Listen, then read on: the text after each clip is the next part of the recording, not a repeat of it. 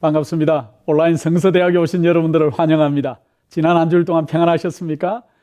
저희가 이제 성서 연구를 같이 시작을 했는데, 지난 시간에는 이제 이스라엘 백성들이 출애굽한 다음에 그들이 홍해를 건너고 또 하나님이 기이한 방법으로 그들에게 어려움들을 극복하게 하시는 놀라운 손길들을 우리가 연구를 했습니다. 하나님께서 만나를 내리셔서 그 백성들에게 먹을 것들을 제공하시고 또 기이한 방법으로 안식일을 기억하게 하는 놀라움까지도 우리가 공부하게 됐습니다.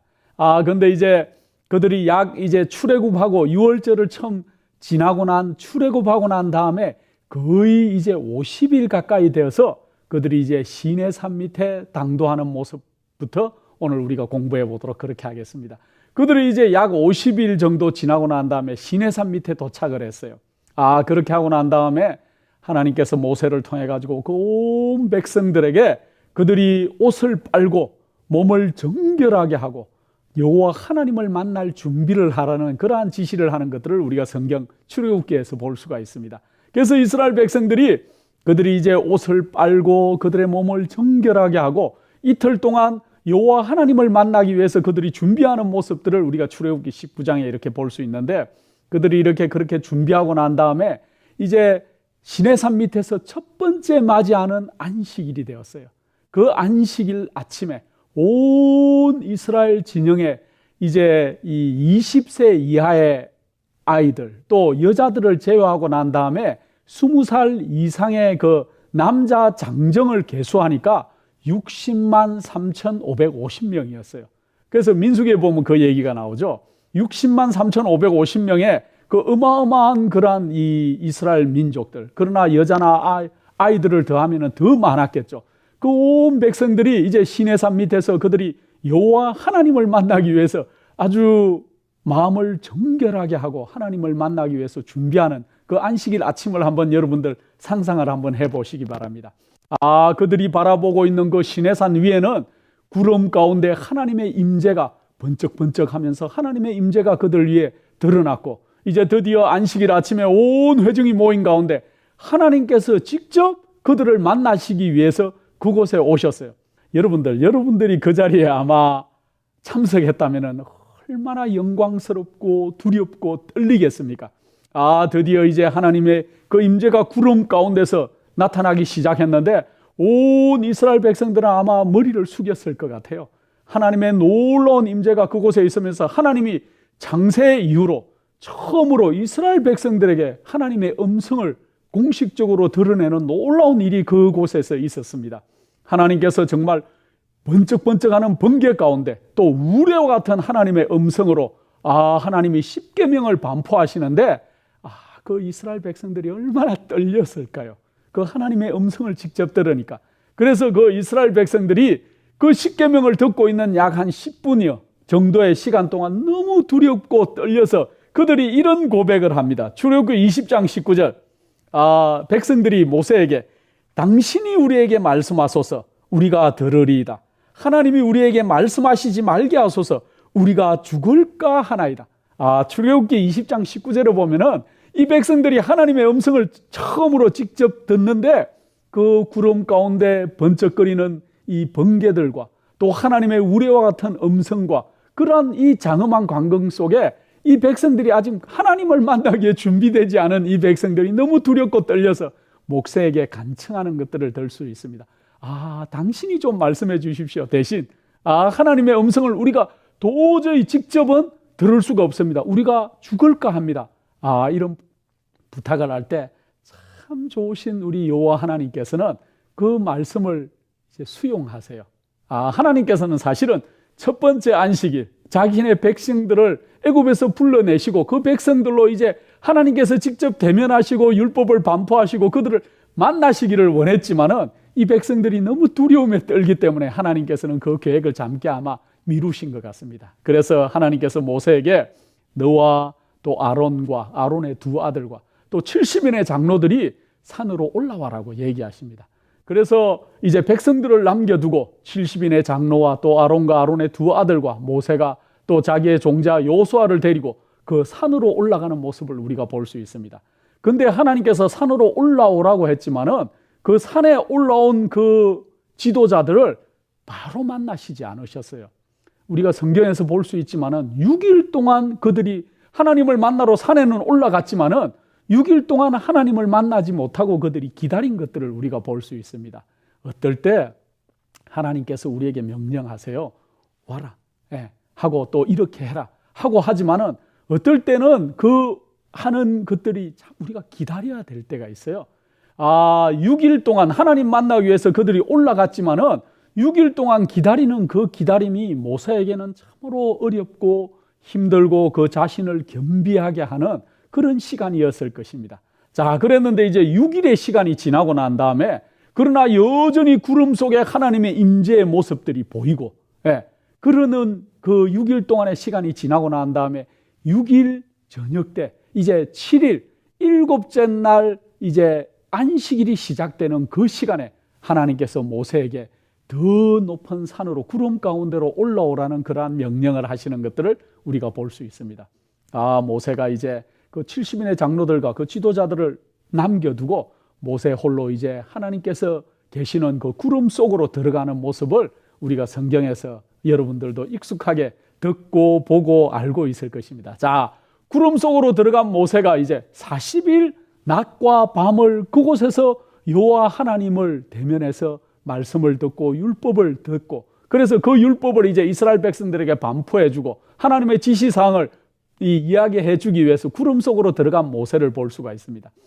40일 동안 하나님께서 모세를 만나시면서 무슨 말씀을 하셨냐 하면은 모세에게 십계명뿐만 아니고 이스라엘 백성들이 한 국가로서 또 하나님을 믿는 그러한 이 한 민족으로서 어떻게 살아가야 될지 그들의 율례를 자세하게 그렇게 반포해 주셨어요.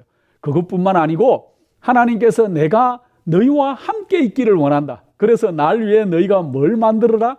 성소를 좀 만들기를 원한다 하고 이제 명령을 하십니다. 그렇게 하시면서 그 모든 성소를 만들 식양과 또 그 하는 모든 것들을 자세하게 이렇게 이야기해 줘요. 제가 첫 번째 시간에 그 얘기를 여러분들하고 잠깐 드렸지만은 사람이 그 인지하고 느끼는 것들이 이 듣는 걸로는 한 10% 정도 이해한다 그래요.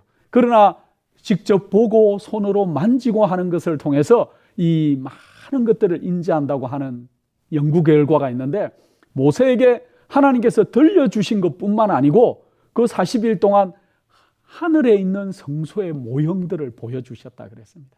그래서 보여주시고 또 모세가 그 모든 것들을 손으로 기록하게 하셨어요. 그래서 자세하게 하나님께서 이제 우리가 앞으로 시간 동안에 계속 성소에 아주 자세한 것들을 공부하게 나가겠지만은 하나님께서는 이 모든 것들을 자세하게 기록하도록, 그래서 이 온 백성들에게 모세가 그 모든 것들을 이야기해 주도록 그렇게 지시를 하셨습니다. 그렇게 40일 낮과 밤을 보낸 이 모세가 이제 드디어 내려오죠. 하나님께서 지시하신 모든 것들을 받고 이렇게 내려오는데, 사실은 우리가 이 성소를 공부하는 문제에 있어서 가장 중요한 것은 이 성소는 예수 그리스도를 표상한다는 거예요. 우리가 사실은 예수 그리스도가 어떤 분이고 그의 사업이 뭐고 그의 사명이 뭐고 그가 어떻게 하실 것이고 죄를 어떻게 취급하시고 나중에 우리를 어떻게 구원하실 것인지를 자세하게 알기 위해서는 우리가 성소를 연구할 필요가 있는데, 이 성소는 예수 그리스도를 표상하는 그러한 그림자라는 걸 우리가 잘 알 수 있습니다. 그래서 골로새서 2장 7절에 보면은 바울이 이런 말씀을 하세요. 장래일의 그림자이나 몸은 그리스도의 것이다 하고 그렇게 표현하고 있는데, 그리스도는 진심으로 성소의 표상이세요. 그리고 온 성경이 예수 그리스도를 표상하는 열쇠가 되죠. 그래서 우리가 이 성소 공부와 또 성경을 위해서 자세히 공부할 것 같으면은 우리 예수 그리스도께서 어떤 분이신지를 더 명확하게 알아갈 수 있는 그러한 것이라 그런 생각을 해봅니다. 그래서 성소는 예수 그리스도의 그림자일 뿐만 아니라 또 우리를 구원하기 위해서 여러 가지 일들에 활동하고 있는 이 부리는 영인 천사들, 그리고 또 하나님 아버지, 또 우리 성령의 역할까지도 우리가 이 성소를 통해서 참으로 자세하게 그렇게 나타내 보여주는 원형을 비추는 그림자 같은 일이다, 그렇게 우리가 생각할 수 있을 것입니다. 자, 모세가 40일 동안 그 산에 있으면서 하나님에게 성소에 관한 모든 것들을 자세하게 그렇게 이제 다 지시를 받으셨어요. 그러나 하나님께서 마지막에 모세에게 한 가지 당부하는 일이 있었습니다.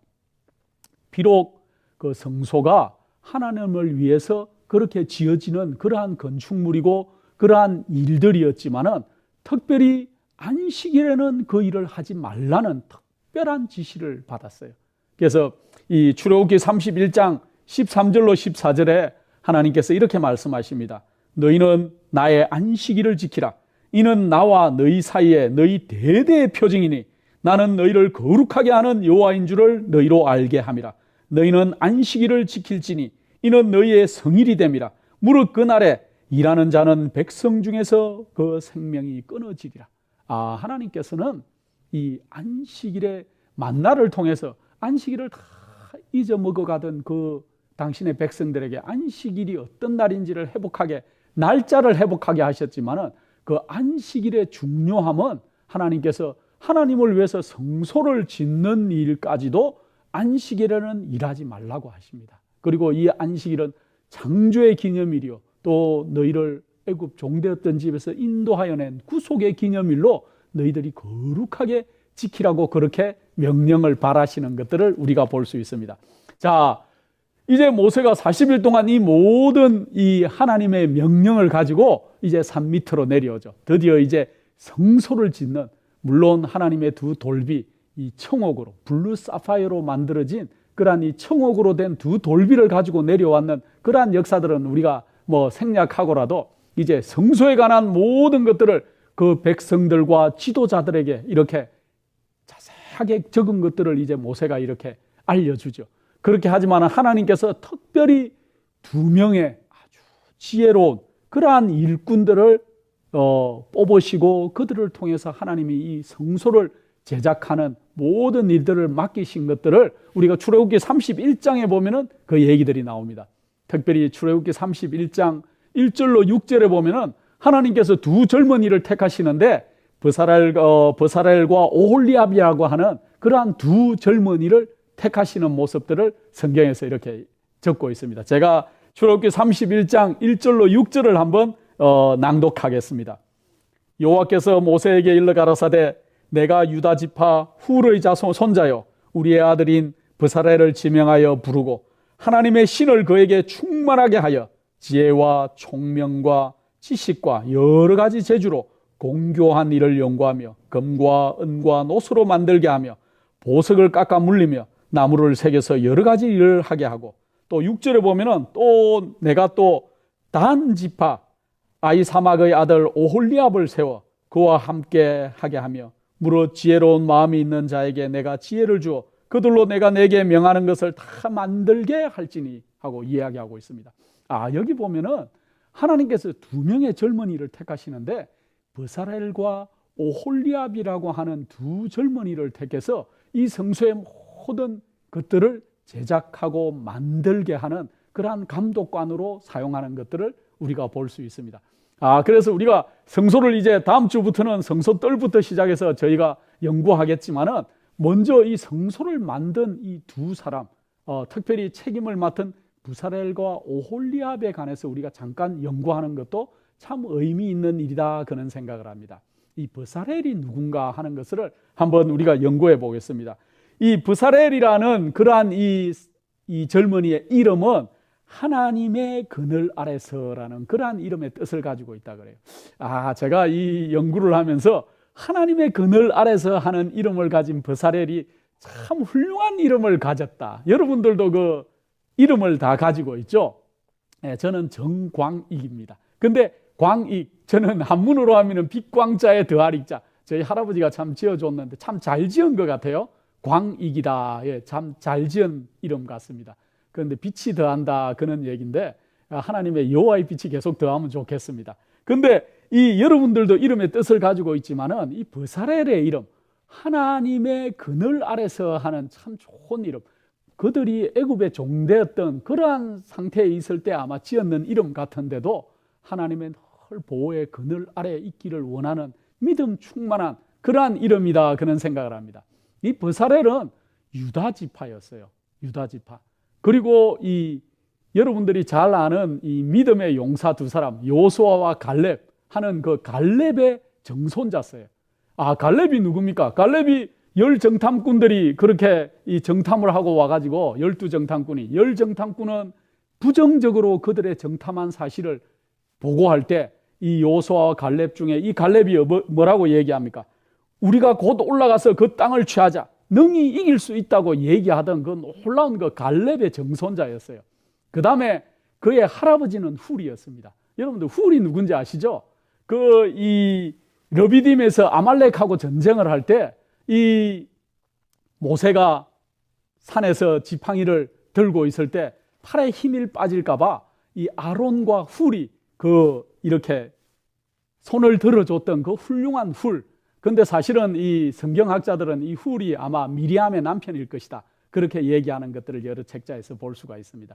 그래서 그가 참 좋은 집안의 사람이었어요. 갈렙의 정손자였고 훌의 또 이렇게 손자였고, 그렇게 좋은 집안이었지만 특별히 유다 족속들, 이 이스라엘 백성들 가운데 유다의 그러한 지파에 속했다 하는 것은 참으로 이 자랑스러운 지파 가운데 하나예요. 이스라엘 백성들 가운데 이 야곱이 그의 아들들을 마지막에 창세기 49장에 보면은 이렇게 유언처럼 하는 그러한 축복들이 나오죠. 거기에 보면은 유다야 너는, 창세기 49장 8절입니다. 유다야 너는 내 형제의 찬송이 될지니라 하고 얘기합니다.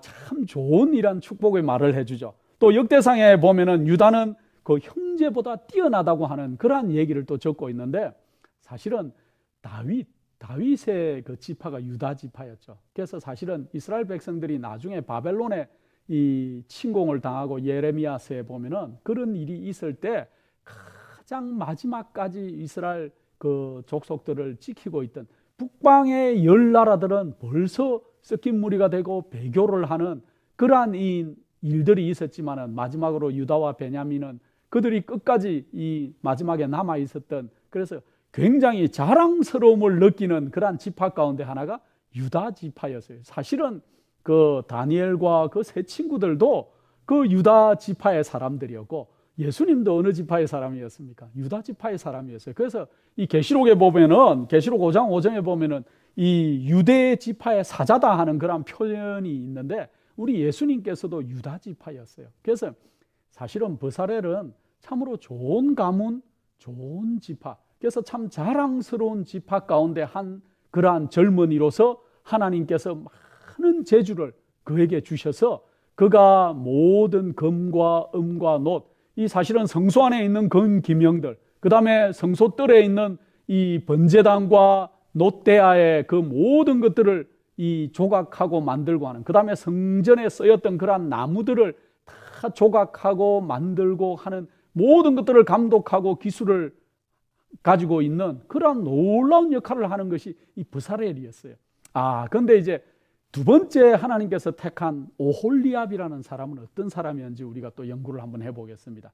브사렐은 이렇게 좋은 가문의 사람이었고 재주가 충만한 사람이었는데, 오홀리압은 이제 그가 가진 재주는 그가 모든 실을 낳고 그 다음에 천을 제작하고 그 다음에 술을 놓고 하는, 성전에 우리가 앞으로 자세히 연구하겠지만은 성전 안에 있는 이 천막들 속에는 금실로 날아가는 천사들을 이렇게 이 금실로 이렇게 술을 놓은 것들, 그 다음에 휘장들, 그 다음에 제사장들의 특별히 옷들과 술들과 하는 많은 것들을 이 실로 경교하게 하는 그러한 일들을 이 오홀리압이 맡았는데, 오홀리압은 어떤 지파의 사람이었냐 하면은 단 지파의 사람이었어요. 여러분도 잘 아시다시피 이스라엘의 12지파 가운데 가장 자랑스럽지 않은 지파가 어떤 지파일까 하고 뽑으면은 아마 많은 분들이 주저하지 않고 단 지파를 뽑지 않을까, 저는 그런 생각을 해봅니다. 이 단 지파는 아까 창세기 49장에 이 야곱이 그 아들들을 축복할 때 이 유다에게는 형제들의 잔송이 되겠다 했지만은 단에게는 이렇게 말을 합니다. 창세기 49장 17절에 야곱의 마지막 축복 가운데 단의 길은 뱀이요 첩경의 독사리로다. 말굽을 물어서 그 탄자로 뒤로 떨어지게 하리로다. 여기 단 지파는 그 자기 아버지가 다한에게 이렇게 축복하는 축복이 아주 좀 이렇게 좋지 않은, 명예스럽지 않은 얘기예요. 다한의 길은 뱀이라 그랬어요. 또 첩경의 독사다. 또 말탄 자의 발굽을 물어서 떨어뜨리게 하는 그런 사람이다. 사실은 역사에 보면은 다한은 정말로 이런 일들을 계속 하다가 역대상에 보면은 그 각 지파들을 기록할 때 나중에 빠지지요. 그 다음에 또 요한계시록 7장에 나타나는 그 하나님의 입 맞는 자들의 명단에서도 이 다한 지파는 빠지는 것들을 우리가 성경의 역사에서 볼 수 있습니다. 사실은 우리가 어떤 일을 할 때 항상 남을 물고 또 떨어지기를 바라고 또 남의 뒤꿈치를 무는 그런 습관들이 있다면은 우리가 이 성경을 공부하면서 고쳐야 될 것입니다. 우리가 남들을 세워주고 또 남들을 칭찬하고 남들을 돕고 하는 그러한 아름다운 성품을 우리가 개발할 필요가 있어요. 그래서 레위기 24장에 보면은 10절로 16절에 보면은 그 단 지파의 그 아들의 얘기가 나오는데, 어느 날 진중에서 이스라엘 사람과 언쟁하였고 화가 나서 여호와의 이름을 해방하며 저주하였다 그랬어요. 단이 결국 단 지파의 그 어떤 아들이 하나님의 여호와의 이름을 이 저주하는 지경에까지 나중에 이르렀다 하는 것들이 성경에 나오는데, 그래서 결국은 단은 불명예스럽게 그렇게 끝났지만은, 비록 그의 그 단 지파의 후손에 그러한 이 오홀리압이었지만은, 그러나 오홀리압은 참으로 경건하고 하나님께 부침받는 그런 사람이었던 것 같습니다. 우리가 어떤 가문인지, 내가 어디 출신인지, 그런 것들도 참 중요하지만은, 그것보다 우리가 어떻게 하나님께 내 자신을 헌신하고 나의 모든 것들을 바치고 또 내 마음을 하나님과 어떻게 합하는지가 훨씬 더 중요한 문제라는 것들을 이 오홀리압을 통해서 우리가 알 수 있습니다. 그래서 한 사람, 버사렐은 최고의 지파 가운데, 최고의 가문 가운데 있는 그러한 한 사람이었지만은, 오홀리압은 다한 지파에 속한 참으로 나중에 있을 일이었지만은 불명예스러운 그러한 지파의 사람이었지만은, 이 두 젊은이를 통해서 하나님께서 성소의 많은 것들을 제작하고 감독하고 기술을 가르치게 하는 그러한 놀라운 일들을 통해서 하나님의 성소를, 성막을 제작해 가는 것들을 우리가 볼 수 있습니다. 그래서 우리가 다음 시간에는 이제 이 버사렐과 오홀리압이 중심이 되어서 그 모든 성소, 성막을 광야에서 제작하는 것들을 볼 수 있을 것인데, 이 성소를 제작하는 일은 한 약 6개월 정도가 걸렸어요. 우리 나중에 배우겠지만은, 이제 그 성소가 다 제작이 되고 성막을 하나님께 봉헌하는 일이 있을 때, 하나님 구름이 높이 떴다가 이 성소에 내려 앉으면서 하나님께서 이 모든 것들을 즐거이 받으시고 간합한다는 것들을 우리가 볼 수 있는데, 그때 모세도 하나님의 임재가 너무 두려워서 그도 한동안 성소에 들어가지 못하는 그러한 것들을 우리가 성경에서 볼 수가 있는데, 이 두 젊은이가 정말로 하나님께 자기의 모든 재주를 헌신하는 것들을 통해서 우리가 오늘날 우리도 우리에게 주신 하나님의 놀라운 재주들, 또 우리에게 주신 재능들, 또 우리에게 주신 재물이나 또 우리에게 허락하신 많은 역량들을 하나님의 사업을 위해서, 또 여호와 하나님을 위해서 우리가 바칠 필요가 있겠다. 그래서 하나님께서는 우리가 이 지혜로운 마음을 가진 이러한 모든 사람들의 재능을 하나님께서는 사용하셔서 하나님의 사업을 크게 확장하시고 발전되게 그렇게 하실 것이라는 것을 우리가 잘 알고 있습니다. 이 성공적인 봉사의 필수적인 것은 우리가 어떠한 일을 하든지에 상관없이 하나님 앞에서 우리의 동기가 완전히 이타적이고 우리의 마음이 올바른가를 우리가 살피는 것이 참 중요하다고 생각합니다. 우리가 교회에 어떤 일을 하든지, 또 어떤 직분을 맡아서 일을 하든지, 또 아니면은 내가 하나님을 섬기는 일에 있어서 나의 마음의 동기가 어떤지는 참으로 중요합니다. 저는 성경에서 참 좋은 말 가운데 하나가, 하나님께서는 우리의 뭘 보신다고요? 중심을 보신다는 것이 참 감사할 때가 많습니다. 우리가 정말 이 남들은 알지 못하는 내 마음의 중심이 늘 여호와 하나님께로 가 있는지, 또 우리가 그 계획을 가지고 하나님을 올바르게 전하고 또 드러내는지가 굉장히 중요한 문제다, 그런 생각합니다. 이 오홀리압과 버사렐은 이 제목을, 이 나무들을 이렇게 따듬는 일, 돌을 따듬는 일, 금석을 다루는 일, 그 다음에 또 옷을 만드는 일, 그 외에 어떤 일을 할 때도 날마다 우리가 하나님께서 우리에게 지혜의 영을 채워주심을 믿고 또 그들이 그 지혜를 의지해서 그 모든 성소의 모든 것들을 제작했다는 것들을 우리가 볼 때 참으로 이 두 젊은이들에게 배울 점이 참 많다 그런 생각을 합니다. 야고보서 3장 17절에 오직 위로부터 난 지혜는 첫째 성결하고 다음에는 화평하고 관용하고 양순하며 긍휼과 선한 열매가 가득하고 편법과 거짓이 없나니 하고 기록하고 있습니다.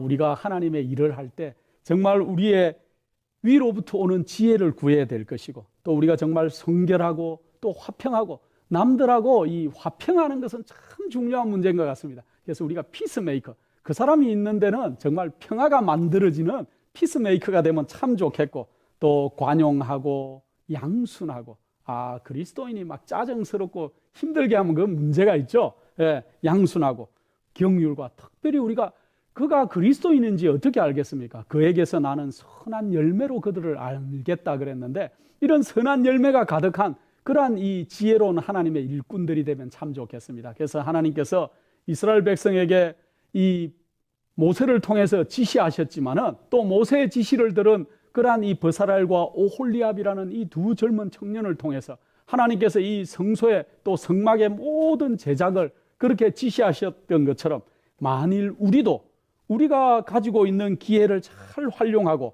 자원하는 마음과 지혜로운 마음으로 하나님께 충성을 한다면은 우리 족보가 어떠하든지 우리의 배경이 어떠하든지 상관없이 하나님께서는 우리의 재능들을 쓰실 것이고 우리를 놀랍게 하나님의 사업에 활용하실 것입니다. 마지막으로 제가 이 글을 읽어드리고 싶습니다. 자아를 버리고 마음속에 성령께서 역사할 수 있는 자리를 마련하고 하나님께 완전히 헌신하는 생애를 사는 사람의 유용성에는 제한이 없다. 몸과 영혼과 정신을 하나님의 사업에 바치는 모든 사람은 육체적, 정신적, 영적 새 능력을 끊임없이 받게 될 것이다 그랬습니다. 우리가 우리의 모든 것들을 우리 주님을 위해서 헌신한다면은 하나님께서 우리에게 육체적으로, 정신적으로 더 새로운 힘들을 계속 공급해 주시겠다고 얘기하고 있습니다. 이제 저희가 다음 시간에는 이 브사렐과 오홀리압을 통해서 이 성막과 성소들이 제작되는 모든 과정들을 좀 더 심도 있게 공부해 보도록 그렇게 하겠습니다. 그래서 다음 시간에는 성소의 이 첫 번째 칸인 성소뜰에서 이루어지는 것들을 우리가 공부하면서 거기에 아주 깊이 있는 예수 그리스도를 발견해 보는 놀라운 그러한 시간을 갖도록 하겠습니다. 그럼 다음 강의 시간까지 안녕히 계십시오.